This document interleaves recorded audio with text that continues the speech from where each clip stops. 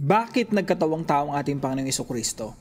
So itong topic na to, very simple, pero actually mahaba at malalim na talakayan yan sa seminaryo. At yun yung gusto kong i-share sa inyo. Magandang araw po sa bawat isa sa inyo. Welcome back to our 365 Daily Devotions. Now, ang pag-uusapan po natin ngayon ay active obedience of Christ. Ito po ay pinag-uusapan sa seminary, and actually sa seminary ko lang talaga natutunan na gusto ko pong ibahagi sa inyo. Active obedience of Christ. Ano nga ba ito? Nababasahin ko po muna ito. Okay lang kung para sa ilan sa atin mahirap intindihin, ipapaliwanag pa natin ang husto. Active obedience of Christ. A term referring to Christ's perfect obedience. So, yung active obedience of Christ, ito yung perpektong pagsunod ng Panginoong Jesucristo sa Diyos nung nagkatawang tao siya. And that's very important. Napaka-importante sa theology natin, sa pananampalataya natin, na yung Diyos nagkatawang tao at yung nagkatawang tao na yun, perfectly sinunod niya ang Diyos Ama. So, a term referring to Christ's perfect obedience to God during His entire earthly life, which earned the righteousness that God credits to those who place their faith in Christ. So, ito po yung pag-uusapan natin. Nung ang Panginoong Jesucristo, Diyos siya na nagkatawang tao, perfect human being, perfectly sinunod niya yung Diyos Ama, at yung righteousness, yung kabanalan na meron siya, yun ay credit sa iyo. Credit, ibig sabihin, binigay sa iyo, inilipat sa iyo, inilagay sa iyong katauhan upang tayo maging kabanalan sa harapan ng Diyos. Napakagandang at napaka-importanting theology na dapat nating panampalatayahan. So, ang verse po na pag-aaralan natin magmumula po sa Romans chapter 5 verse 19. Sabi po dito, "For just as through the disobedience of the one man, the many were made sinners." Sino po itong one man na ito? Ito po ay si Adan. Sa pamamagitan ni Adan, nagkasala yung mga tao. So also, through the obedience of the one man, itong one man na ito, si Jesus Cristo, the many will be made righteous. So sa pamamagitan ng unang Adan, lahat ng tao nagkasala. Sa pamamagitan ng Panginoong Jesucristo, pangalawang Adan, lahat ng nananampalataya sa Kanya ay ituturing na matuwid. Sa Tagalog po, sapagkat kung naging makasalanan ang marami dahil sa pagsuway ng isang tao, si Adan po yun, namana natin sa kanya yung kasalanan, kaya lahat tayo makasalanan. Sabi dito, marami rin ang mapapawalang sala, ibig sabihin not guilty, malinis sa harapan ng Diyos, dahil sa pagsunod ng isang tao, si Jesus Christ. Kaya si Jesus kailangan magkatawang tao siya. At yung nagkatawang taong Kristo, siya yung perfectong nakasunod sa lahat ng pinag-uutos ng Diyos. At kung tayo nananampalataya sa Panginoong Jesucristo, yung kabanalan ni Kristo yun, makikredit sa atin, maipapasa sa atin, maililipat sa atin. So, napakalaga po niyan kasi mauunawaan natin ano ibig sabihin ng kaligtasan sa Bible. Ang kaligtasan sa Bible ay may kinalaman dito. Righteousness of God. So, ito po yung una nating teaching ngayong umaga. Jesus becomes fully human to fully obey the Father. Napakalaga po nito kasi po, marami pong mga iba't ibang mga relihiyon, iba ang katuruan patungkol dito. Kaya malabo na maunawaan mo yung kaligtasan kung nandun ka sa ganong klaseng relihiyon. Hindi ka naniniwala na yung Diyos nagkatawang tao. Yung Diyos nagkatawang tao sa katawan ng Panginoong Jesucristo. Jesus becomes fully human, ibig sabihin, dati Diyos siya na nagkatawang tao, hindi ibig sabihin huminto yung pagka-Diyos niya, ibig sabihin, He is God-man. Diyos at tao. Fully God, fully human. Para saan po? Bakit kinakailangan na yung Diyos magkatawang tao? Para yung tao na yon, si Kristo, na ipinanganak, magkaroon ng laman, kagaya natin, sundin ang lahat ng kautusan ng Diyos. Bakit po? Point number 2. Napakalaga nito. Jesus represents humankind as the head of new humanity. Ibig sabihin, si Jesus, nire-represent niya yung bagong sangkatauhan. Teka lang, parang hirap na. Ano ibig sabihin nun? Now, tandaan po natin si Adan, long time ago. Nung siya ay tinukso ni Satanas, yung buong humanity na kay Adan. Kaya po, kasi hindi pa tayo sinisilang nun eh. Lahat tayo na kay Adan pa lang nun ng panahon na yun. Si Adan at si Eva, first parents natin. Kaya nung natukso si Adan, nahulog si Adan sa pagkakasala. Yung buong humanity na kay Adan, nahulog din sa pagkakasala. Kaya tayo makasalanan. Hindi natin mapigilang hindi magkasala, lagi tayo nagkakasala. Bakit? Nature. Minana natin yung kay Adan. Now, si Adan, representative natin doon sa hardin ng Eden nung tinukso siya. Nung bumagsak siya, bumagsak buong humanity. Kaya po kailangan natin ng bagong representative, si Jesus Christ. Kaya si Jesus Christ, tinukso din na Satanas ng parehong tukso na ginamit niya kay Adan. At dahil tayo nananampalataya tayo sa Panginoong Jesucristo, nung nagtagumpay ang Panginoong Jesucristo, nagtagumpay na rin tayo laban kay Satanas at sa kasalanan at sa kamatayan. Kaya po nagkakaroon tayo ng kaligtasan. If you put your faith in the Lord Jesus Christ, nananampalataya ka sa Panginoong Jesucristo, kabilang ka na sa bagong sangkatauhan.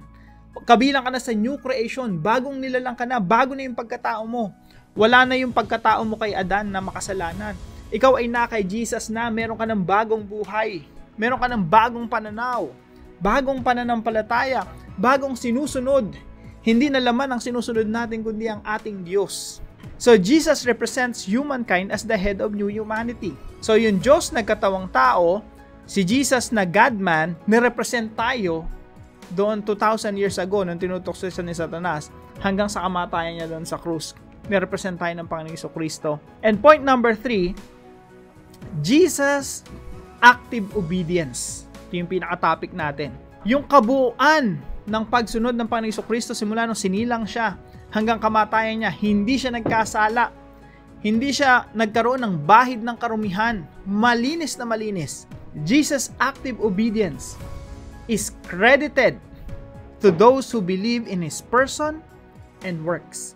Yung kabanalan ng Panginoong Jesucristo, yung pagsunod niya, yung perpektong pagsunod niya. Kasi alam niyo po, ganito po yan. Yung Diyos po may standard na kailangan nating sundin. Ang problema, lagi tayong sablay. Kaya, hindi blessing yung dapat para sa atin. Ang dapat sa atin, kaparusahan eh. Dapat tayo parusahan ng Diyos. Kaya ang Panginoong Jesucristo, dahil sa kanyang pag-ibig niya sa atin, nagkatawang tao, nirepresent tayo, sinunod ang lahat ng kautusan ng Diyos, upang ang sino mang nananampalataya sa Panginoong Jesucristo, ay magkaroon ng kabanalan ni Kristo. Parang ganito po yan. Pag sinabi natin credited, halimbawa ako nagdeposito ng pera, tapos na-credit sa bank account mo, napunta sa account mo. Tayo po, may bayarin. Bayarin sa Diyos. Mayroon tayong kasalanang dapat pagbayaran. Ang Panginoong Jesucristo, pinagbayaran yun sa krus. At bukod doon, yung kautusan ng Diyos na hinihingi na dapat masunod, sinunod niya lahat. Kaya ang Panginoong Jesucristo banal pero naparusahan. Bakit po? Para makredit sa atin yung kanyang kabanalan at yung ating kasalanan at kaparusahan, makredit kay Jesus. Kaya siya yung pinarusahan, tayo yung naligtas. Baligtad, di ba? Pero ganun po tayo inibig ng ating Panginoon. Kaya po yung kabanalan ng Panginoong Jesucristo, it was credited to us. Inilipat sa atin. Kaya pagharap natin sa Diyos, sasabihin ng Diyos sa atin, pinawalang sala ka na. Perfect ka na. Walang bahid ng karumihan. Kung gaano ang Panginoong Jesucristo ay banal, tayo rin ay banal. Napakaganda po, no? Kasi I'm sure lahat tayo makasalanan. Ako, makasalanan ako. I know that. Napakamakasalanan akong tao. Pero salamat sa biyaya ng Diyos, ako'y naging banal. Hindi dahil sa akin, kundi dahil sa Panginoong Jesucristo. Sabi po rito, sapagkat kung naging makasalanan ng marami dahil sa pagsuway ng isang tao, kay Adan, marami rin ang mapapawalang sala dahil sa pagsunod ng isang tao. Dahil sa pagsunod ng Panginoong Jesucristo at yung kanyang kabanalan inilipat sa atin, pagharap natin sa judge, sa Diyos, absuelto tayo. Not guilty.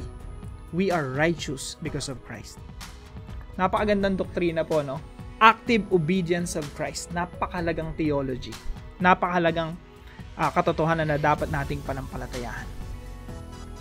So number 1, application. Believe that Jesus is both God and man. Kailangan nating panampalatayan na ang Panginoong Jesucristo, Diyos at tao. Hindi tao na hindi huminto yung pagka-Diyos niya. He is both God, man. Second person of the Trinity, Father, Son, and Holy Spirit.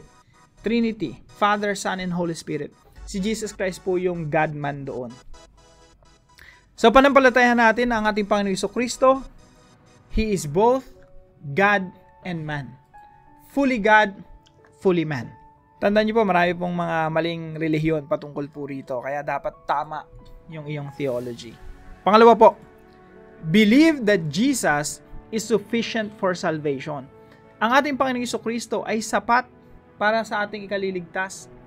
Now, kung ang ginawa ng Panginoong Jesucristo, kung tayo naniniwala tayo na para maligtas tayo, kailangan ko ng sumunod sa kautusan ng Diyos, kailangan kong gawin ang lahat ng standard, lahat ng hinihingi ng Biblia na dapat kong gawin.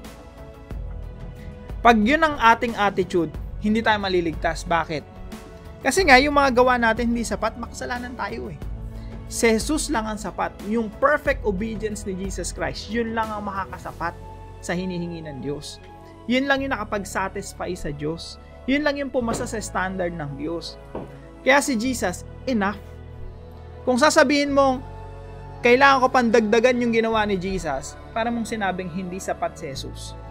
Jesus is sufficient for salvation. Sapat ang ginawa ng Panginoon Jesucristo sa ikaliligtas natin. Hindi tayo kailanman pwedeng magmalaki na, Lord, kulang yung ginawa mo, dagdagan ko pa yun ng good works ko. Ang makapagligtas lang sa atin ay yung ginawa ng Panginoon Jesucristo. Perfect obedience. If we put our faith in the Lord Jesus Christ, we will be saved. That's it. Faith, not works. So we have to believe that we are made righteous in Christ. Ito po yung point number 3 natin. Believe that we are made righteous in Christ. Now, sabi po dito sa 2 Corinthians chapter 5 verse 21, and God made him who had no sin to be sin for us, so that in him we might become the righteousness of God. Ang ating Panginoong Jesucristo, itinuring siyang kasalanan para tayo maituring na banal sa harapan ng Diyos. Yan po ay biyaya ng Diyos. Yan po ay biyaya ng kaligtasan. Sabi po dito sa 1 Corinthians chapter 15 verse 21 to 22, for since death came through a man, the resurrection of the dead comes also through a man. Ito na naman yung dalawang tao na pinagkukumpara, si Adan at si Jesus. For as in Adam all die, so in Christ all will be made alive. So ano pong sinasabi rito? Sa Panginoong Jesucristo may buhay, kay Adan may kamatayan, kay Adan may kaparasahan, sa Panginoong Jesucristo may kaligtasan. Kay Adan, ituturing tayong makasalanan, pero sa Panginoong Jesucristo, ituturing tayong banal. Believe that we are made righteous in Christ. Magiging banal lang tayo dahil sa ginawa ng Panginoong Jesucristo. Siya'y banal. Perfect obedience. He perfectly obeyed the Father. At kung tayo nananampalataya sa Panginoong Jesucristo, kabilang na rin tayo, na-credit na sa atin, nailipat na sa atin yung perfect obedience ng Panginoong Jesucristo. That's the grace of God. Ikaw, ako, lahat tayo, mga kapatid, tayo ay nakasunod na rin sa lahat ng pinag-uutos ng Diyos perfectly, 100%. Kung paano nasunod ng Panginoong Jesucristo ang lahat ng kautusan, tayo na rin ay nakasunod sa lahat ng kautusan ng ating Diyos. Dahil kay Kristo po yun. Credited, na i-credit sa atin yung kabanalan ng Panginoong Jesucristo. So we have to believe that we are made righteous in Christ. Ito po ang kahalagahan ng konsepto na active obedience of Christ. Kung papaanong nakasunod ng Panginoong Jesucristo perfectly sa lahat ng kautusan, tayo po ay nakasunod na rin perfectly sa lahat ng kautusan. Kaya tayo ay tinuturing na walang kasalanan sa harapan ng Diyos. Bagamat tayo ay makasalanan to the very core, pero dahil sa biyaya ng Diyos, na pagliligtas at sa ginawa ng Panginoong Jesucristo 2,000 years ago, He perfectly obeyed the Father. Tayo ay naituturing ngayon na matuwid sa harapan ng Diyos. That is grace, mga kapatid. That is grace. Para po sa ating discussion, what is the importance of knowing Adam and Jesus as our representatives? Bakit napaka-importante na alam natin si Adan saka si Jesus, pareho tayong na-represent? Pag-usapan po natin ito sa ating mga discussion groups. At samahan niyo po ako sa panalangin. Heavenly Father, thank you for sending Jesus, who became fully human, to obey you perfectly. I believe He is the God-man who came to represent us as the head of a new humanity. Thank you that His perfect obedience is credited to me through faith in His works.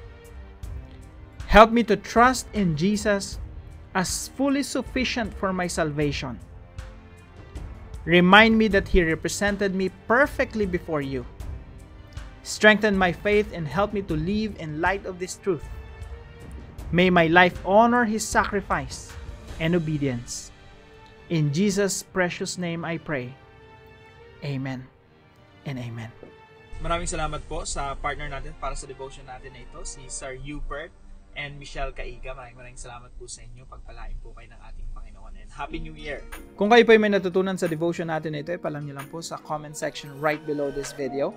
At huwag po natin kalimutan i-share yung mga devotions natin na ito sa ating mga mahal sa buhay at mga kaibigan. God bless you po. See you po tomorrow 5 a.m. dito sa ating Daily Devotion.